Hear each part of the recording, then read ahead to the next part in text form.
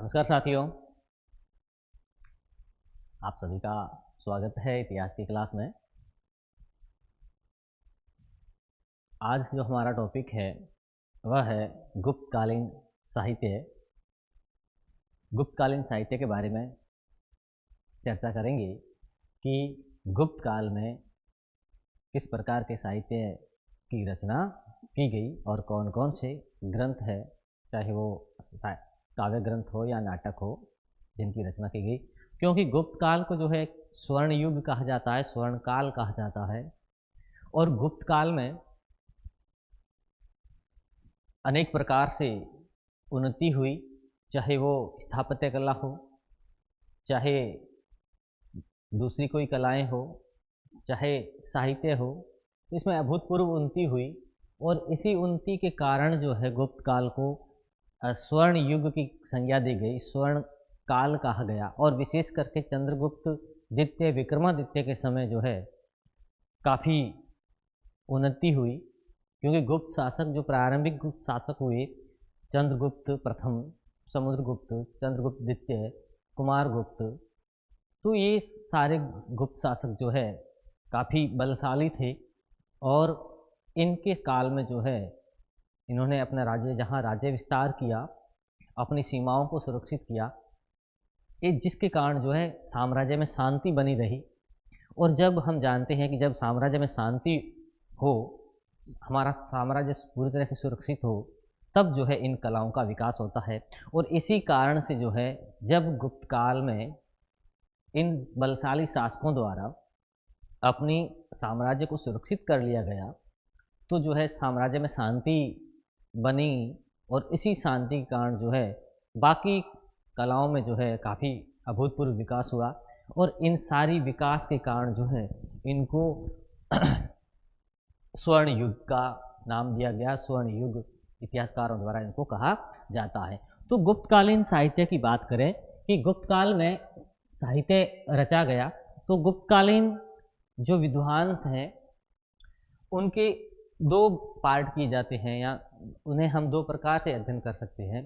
कि एक वे जो जिनका साहित्य हमें मिलता है, और एक वे जिनका कोई रचित साहित्य तो नहीं मिलता, लेकिन अभिलेखों में जो है उनका उल्लेख मिलता है, उनके नाम मिलते हैं। तो इस प्रकार से हम उन साहित्यकारों को दो श्रेणी में रख सकते हैं कि एक तो वे जिनका साहित्य उपलब्ध होता है, और दूसरे वे जिनका साहित्य तो हालांकि उपलब्ध नहीं होता है, बल्कि अभिलेखों में उनका जो है उल्लेख मिलता है, उनका नाम मिलता है। और ऐसे में जैसे बात करें तो हरिसेन जो है, जिन्होंने जो है प्रयाग प्रस्तुति की रचना की, हरिसेन इन्होंने प्रयाग प्रस्तुति के रचनाकार थे, जो समुद्रगुप्त के संधि विग्राहक थे, दंडी थे। तो इस पद पर रहते हुए, इसके दरबार में, यानी कि समुद्रगुप्त के दरबार में रहते हुए इन्होंने प्रयाग प्रस्तुति की रचना की। तो हरिसेन का नाम जो है प्रयाग प्रस्तुति में उल्लेखित है, जबकि हरिसेन का कोई काव्य ग्रंथ जो है वो प्राप्त नहीं होता है। तो इस कारण जो है हम इसको इस दूसरी श्रेणी में रख सकते हैं। दूसरा जैसे वीरसेन है, तो वीरसेन द्वारा रचित किसी ग्रंथ का या काव्य रचना उपलब्ध नहीं होती है, लेकिन इनका जो उदयगिरी का जो दूसरा गुहालेख है वह वीरसेन द्वारा रचित किया गया है। और वीरसेन जो है वो चंद्रगुप्त द्वितीय विक्रमादित्य, जिसके नाम से जो मशहूर हुए, उनके जो है समकालीन माने जाते हैं। और इन्होंने जो है उदयगिरी का जो दूसरा गुहालेख है, सेकंड गुहालेख, उसके लेखक माने जाते हैं, उसके रचनाकार वीरसेन को माना जाता है। इनका कोई लिखित या रचित कोई ग्रंथ प्राप्त नहीं होता है, बल्कि इस उदयगिरी गुहालेख में जो है इसका वर्णन प्राप्त होता है। तीसरा जैसे वत्स भट्टी है, तो ये वत्स भट्टी जो है ये भी इनके द्वारा रचित किसी कोई ग्रंथ उपलब्ध नहीं होता है, बल्कि जो मंदसौर का लेख है, जो कुमारगुप्त प्रथम के समय का, तो जो है कुमारगुप्त प्रथम के काल में जो है वत्स भट्टी इनके दरबार में थी, और इनके द्वारा वत्स भट्टी द्वारा जो है मंदसौर का लेख लिखा गया। इसके अलावा वासुल, जिनका अभिलेखीय साक्ष्य मिलता है, ये जो अभिलेख साक्ष्य प्राप्त होता है। और उसके बाद जो है मातृगुप्त जिनका उल्लेख जो है राज तरंगिणी, कल्हड़ की राज तरंगिणी से प्राप्त होता है, यानी कल्हड़ की जो राज तरंगिणी है उसमें जो है मातृगुप्त का नाम प्राप्त होता है। तो इस प्रकार ये ऐसे 5 विद्वान जिनका साहित्य प्राप्त तो नहीं होता है, कोई ग्रंथ प्राप्त नहीं होता है, जबकि इनका उल्लेख जो है अभिलेखों में, अभिलेखीय साक्ष्यों से प्राप्त होता है। इसके अलावा दूसरे वह साहित्यकार, वह कवि या जिन्होंने काव्य लिखा, काव्यकार जिन्होंने काव्य की रचना की, या नाटककार जिन्होंने नाटकों की रचना की, तो जिनका साहित्य उपलब्ध होता है तो वे है, उनमें से बहुत सारे ऐसे जो जिनका काव्य प्राप्त होता है, जैसे कालिदास है, और भी कई ऐसे नाम, कालिदास द्वारा रचित ऋतुसंहार, मेघदूत, अभिज्ञान संकुतलम आदि आदि। तो ऐसे कई का जो साहित्यकार जिन्होंने काव्य रचा, वे दूसरी श्रेणी में आते हैं, जिनके साहित्य उपलब्ध होते हैं, जिनके साहित्य प्राप्त होते हैं। तो उनमें से जो कौन कौन से थे, तो उनकी बात करें तो उनमें से बहुत सारे ऐसे गुप्तकालीन साहित्यकार या काव्यकार जिनका काव्य हमें प्राप्त होता है, जैसे कालिदास, जो चंद्रगुप्त विक्रमादित्य के दरबार में जो नवरत्न थे, कहा जाता है कि चंद्रगुप्त विक्रमादित्य के राज दरबार में 9 विद्वान रहते थे, और उन 9 विद्वानों में प्रमुख जो है कालिदास, जो संस्कृत के महान कवि थे। इसके अलावा धन्वंतरी वगैरह और भी थे, लेकिन जो कालिदास थे, जो संस्कृत के प्रगाढ़ पंडित थे, और गुप्त काल में संस्कृत साहित्य का बहुत विकास हुआ, तो कालिदास चंद्रगुप्त द्वितीय विक्रमादित्य के दरबारी कवि थे, यहाँ दरबार में थे, उनके नवरत्नों में से एक थे, प्रमुख थे। तो इन्होंने संस्कृत में जो है खूब साहित्य लिखा, और इन्होंने नाटक भी लिखे और काव्य ग्रंथ भी लिखे। तो इनके जैसे ये है रचनाएं इनकी, कालिदास की ऋतुसंहार, जिसमें 6 ऋतुओं का वर्णन किया गया है, ऋतुसंहार, मेघदूत, जिसमें जो है एक यक्ष द्वारा एक प्रेम संदेश जो है बादल के द्वारा भेजा जाता है, मेघ के द्वारा भेजा जाता है, उसका वर्णन किया गया है। तो ऋतुसंहार, मेघदूत, कुमार संभव और रघुवंश, ये 4 जो इनके हैं, ये काव्य ग्रंथ है। ऋतुसंहार, मेघदूत, कुमार संभव और रघुवंश जो इनके काव्य ग्रंथ है। और तीसरे जो है अभिज्ञान संकुतलम, मालविकाग्निमित्रम और विक्रमोत्सवर्यम, ये 3 जो है इनके नाटक है। ये इनके नाटक है, कालिदास द्वारा रचित नाटक, प्रसिद्ध नाटक, और इनका मंचन भी किया जाता है। जैसे अभिज्ञान संकुतलम है, तो इसमें दुष्यंत और संकुतला के प्रेम का वर्णन है, जिसमें किस तरह से जो है दुष्यंत से जो संकुतला का मिलाप होता है, मिलन होता है जंगल में, और किस तरह से प्रेम होता है, और फिर जो है आगे की कहानी क्या होती है। तो वो सारा वर्णन जो इसमें किया गया है पुष्यमित्र संकुतलम में, दुष्यंत और संकुतला के बारे में वर्णन किया गया है। तो उसी तरह जैसे मालविकाग्निमित्रम है, तो इसमें जो है पुष्यमित्र सुंग का पुत्र जो था अग्निमित्र, उसका जो है प्रेम परिणय जो है इसमें उल्लेखित किया गया है। तो इस प्रकार कालिदास प्रमुख कवि, संस्कृत भाषा के प्रमुख कवि, जिन्होंने संस्कृत साहित्य को आगे बढ़ाने में विशेष योगदान दिया, जो चंद्रगुप्त विक्रमादित्य के नवरत्नों में से एक थे। इसके अलावा जैसे विशाख दत्त है, विशाख दत्त ये भी गुप्तकालीन, तो विशाख दत्त ने जो है लिखा मुद्रा राक्षस नाटक और देवी चंद्रगुप्त नाटक, दोनों ही साहित्यिक नाटक है।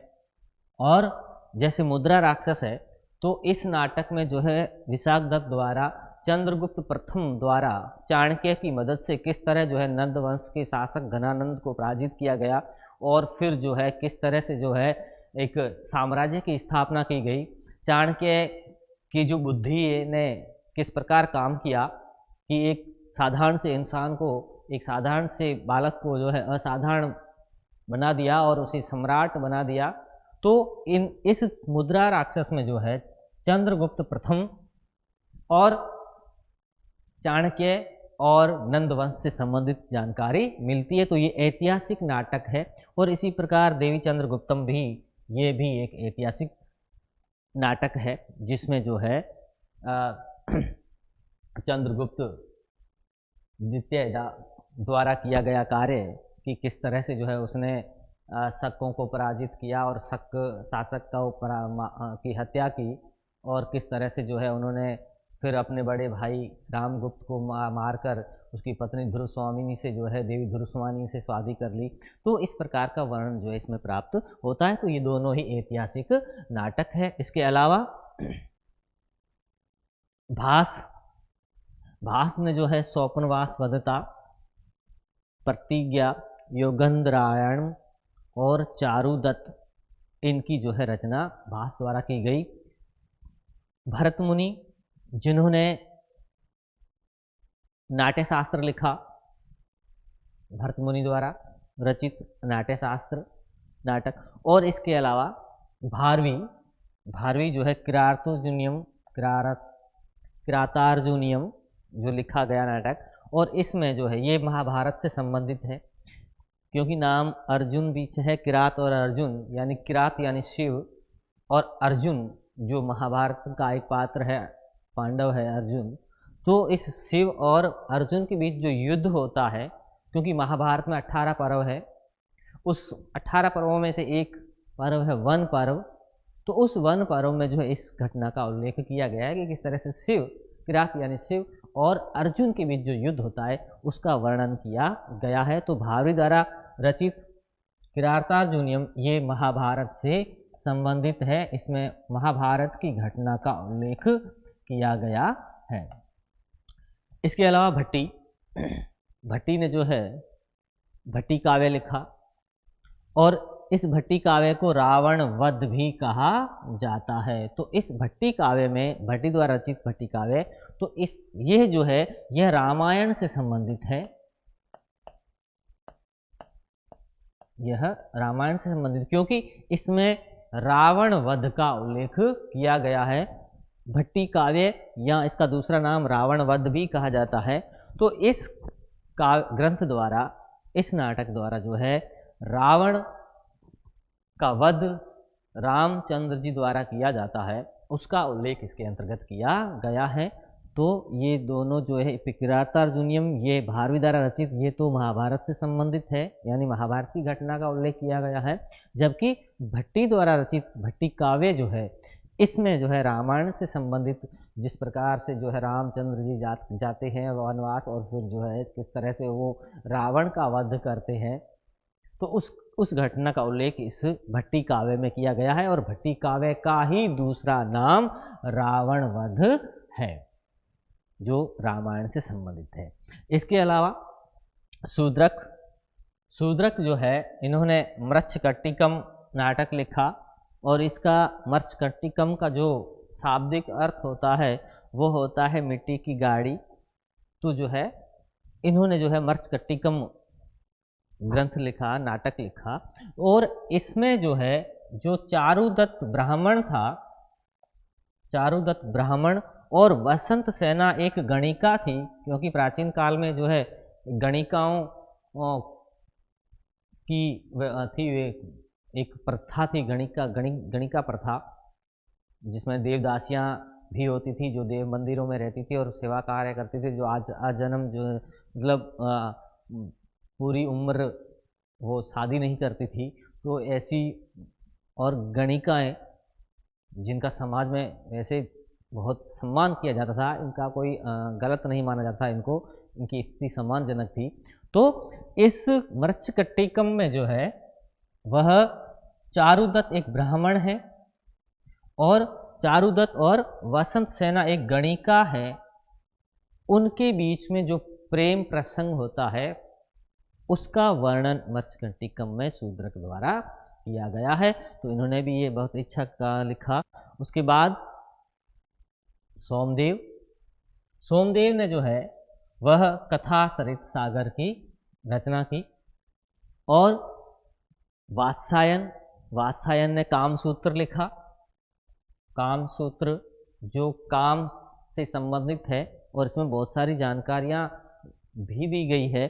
तो वात्सायन कामसूत्र और न्यायभाष्य इनकी रचना की। इसके अलावा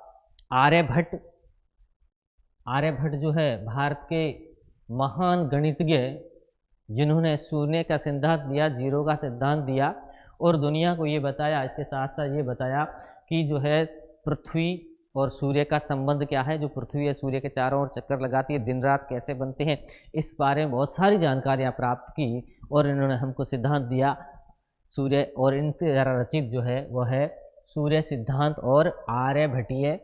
तो आर्यभट्ट जो है गुप्तकालीन महान खगोल शास्त्री थे, महान गणितज्ञ थे और इन्होंने जो है जीरो का सिद्धांत भी दिया। इसके साथ साथ बहुत सारी जानकारियाँ, इससे जिस जानकारियों से हम अनजान थे वो सारी जानकारियाँ जो है आर्यभट्ट द्वारा दी गई, जो महान भारतीय गणितज्ञ थे। तो आर्यभट्ट ने सूर्य सिद्धांत और आर्यभट्टियम इनकी रचना की। और इसके बाद है शिखर, जिन्होंने कामकंद नीतिसार की रचना की। तो ये जितने भी थे, इन्होंने नाटक और काव्य ग्रंथ लिखे और उनमें जो है रामायण महाभारत और प्राचीन काल से बहुत सारी ऐतिहासिक जानकारियाँ भी इनसे उपलब्ध होती है। इसके अलावा कुछ हमारे उस समय गुप्त काल में कुछ चिकित्सक भी थे, कुछ व्याकरणाचार्य भी थे और कुछ जो है ऐसे विद्वान थे जिन्होंने चिकित्सा से संबंधित ज्ञान प्रदान किया अपने ग्रंथों के माध्यम से, अपनी रचनाओं के माध्यम से। तो उनमें प्रमुख नाम आता है जैसे वराहमिहिर, जिन्होंने व्रत संहिता लिखा और पंच सिद्धांतिका की रचना की और बृहद जातिका लिखा और लघु जातिका लिखा। ये चार जो है रचनाएं वराहमिहिर की है, व्रत संहिता, पंच सिद्धांतिका, बृहद जातिका और लघु जातिका। तो इससे भी बहुत सारी जानकारियाँ प्राप्त होती है वराहमिहिर से के द्वारा रचित इन साहित्य में। इसके अलावा वाग्भट जो थे, उन्होंने अष्टांग हृदय की रचना की, जिसमें जो है चिकित्सा से संबंधित ही ज्ञान है, इसमें बहुत सारा ज्ञान प्राप्त होता है। और इसके अलावा अमर सिंह भी थे, जो चंद्रगुप्त विक्रमादित्य के ही दरबार में थे। उन नवरत्नों में से एक अमर सिंह भी थे। जिस प्रकार कालिदास थे, धन्वंतरी थे, तो उसी प्रकार उन्हीं नवरत्नों में से एक थे अमर सिंह, जिन्होंने अमरकोश की रचना की, इन्होंने अमरकोश लिखा। इसके अलावा गुप्तकालीन थे चंद्रगोमीन, जिन्होंने जो है चंद्र व्याकरण की रचना की। चंद्रगोमीन द्वारा नाम से ही पता चल जाता है, चंद्रगोमीन और चंद्र व्याकरण। अमर सिंह अमरकोश, तो इन्होंने चंद्रगोमीन ने जो है चंद्र व्याकरण की रचना की। इसके अलावा विष्णु शर्मा प्रसिद्ध, जिन्होंने जो है नीति से संबंधित पंचतंत्र की रचना की, जिसमें नीति की कहानियाँ है। पंचतंत्र बहुत प्रसिद्ध हुआ और इस रचना की जो है बहुत भाषाओं में बाद में अनुवाद भी किया गया, क्योंकि इसमें जो है नीति की कहानियाँ दी गई है। बहुत सारी हम ऐसी कहानियाँ पढ़ते हैं जो ज्ञान प्राप्त करती है और नीति से संबंधित होती है कि मनुष्य को क्या काम करना चाहिए और क्या नहीं करना चाहिए। अगर गलत काम करेंगे तो उसका बुरा नतीजा होगा। जैसे ऐसी बहुत सारी कहानियाँ पंचतंत्र की हम पढ़ते हैं।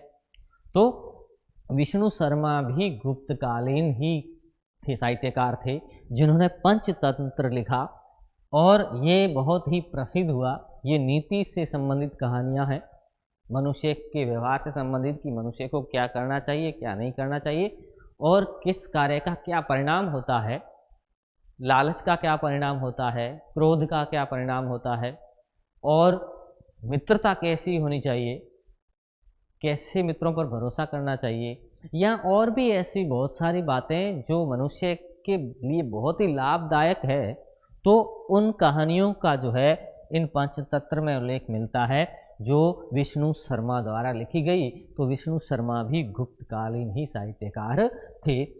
इसके अलावा भामह, जिन्होंने काव्यालंकार लिखा, काव्य की शोभा बढ़ाने के लिए क्या किया जाना चाहिए, तो उन्होंने जो है काव्यालंकार लिखा।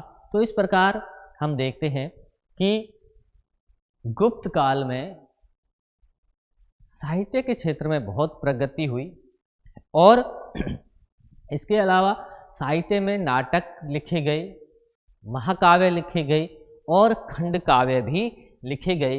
इसके अलावा आयुर्वेद से संबंधित ग्रंथ भी लिखे गए, जिसमें शल्य चिकित्सा के बारे में भी बताया गया है, क्योंकि जो शल्य चिकित्सा होती है आज के समय में, क्योंकि आजकल तो उपकरण भी बहुत सारे हैं, आधुनिक काल है, आधुनिक समय है, तो विज्ञान ने बहुत प्रगति कर ली, लेकिन उस समय भी शल्य क्रिया होती थी, इसका उल्लेख भी इन ग्रंथों से प्राप्त होता है।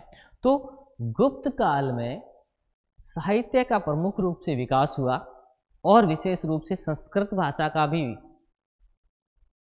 काफ़ी हद तक जो है विकास हुआ, जिसमें जो है प्रमुख रूप से कालिदास, महाकवि कालिदास का प्रमुख योगदान है।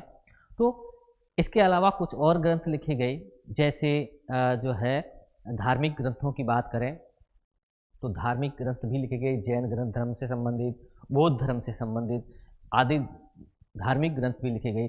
धार्मिक ग्रंथों में जैसे याज्ञवल्क्य है, जिन्होंने जो है याज्ञवल्क्य स्मृति लिखा, और इसमें आचार यानी कि धार्मिक अनुष्ठान, याज्ञवल्क्य स्मृति में आचार यानी कि जो धार्मिक अनुष्ठान है, जो धर्म के लिए अनुष्ठान किया जाता है उसके बारे में, और व्यवहार यानी कि कानून तथा प्रायश्चित यानी पश्चाताप जो करता है मनुष्य, उसका वर्णन इस याज्ञवल्क्य स्मृति में याज्ञवल्क्य द्वारा किया गया है। यानी धार्मिक अनुष्ठानों का वर्णन किया गया है, कानूनों का वर्णन किया गया है, और इसके साथ साथ प्रायश्चित यानी तपस्या का भी वर्णन इस ग्रंथ में किया गया है।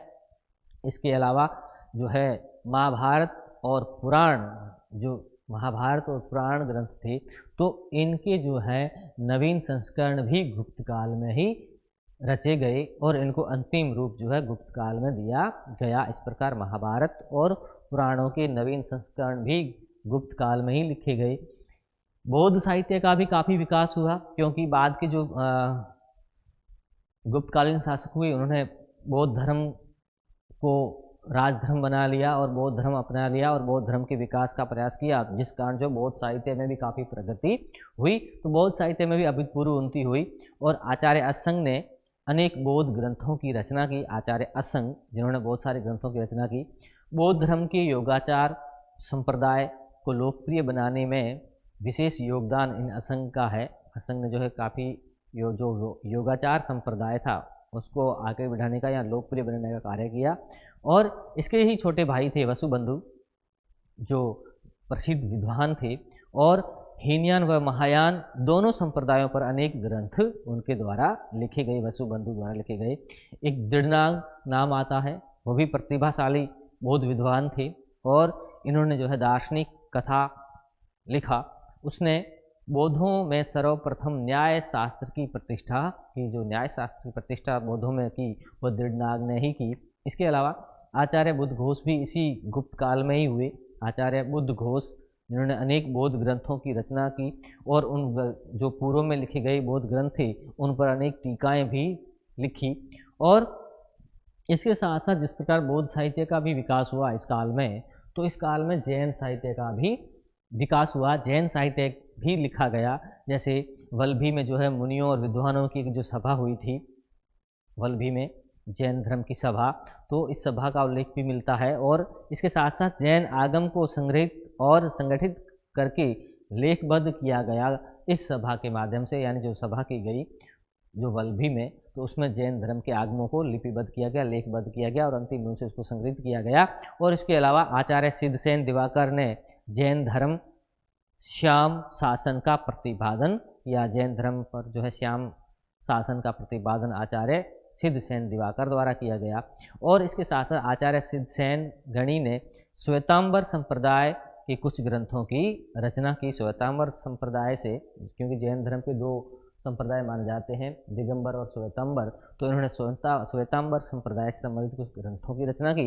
इसके अलावा देवनंदी ने यथार्थ सिद्ध ग्रंथ की रचना की और जैनेन्द्र ने भी जैनेन्द्र व्याकरण की रचना की। तो इस प्रकार हम देखते हैं कि गुप्त काल में अनेक प्रकार के साहित्य रचे गए, चाहे वो काव्य ग्रंथ हो या फिर जो है कुछ और हो, तो इसमें जो है काफ़ी कुछ लिखा गया।